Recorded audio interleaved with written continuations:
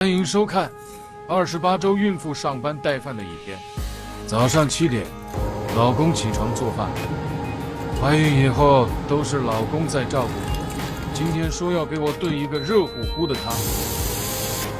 今天长沙降温了，老公早上7点起来，天还只是蒙蒙亮。有时候我真心疼他，每天只睡6个小时，但是我也帮不了他太多。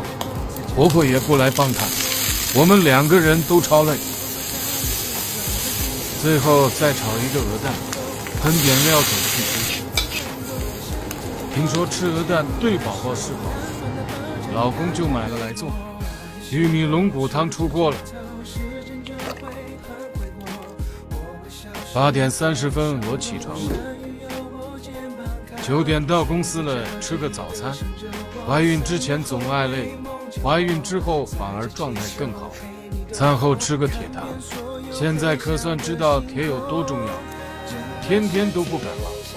吃了铁片觉得难以下咽，这个铁含量很扎实，还有更易吸收的4种新型有机铁，每天吃3、4颗就很方便。中午12点吃饭了，我的美美午餐，喝口汤润润口。该吃了。同事给的卤牛肉好香。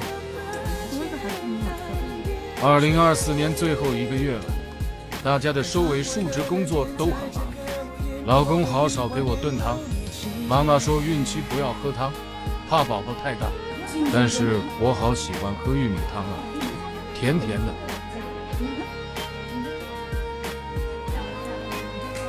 今天2盆饭菜都吃光了，又是捧场老公厨艺的一天。拜拜，姐妹们。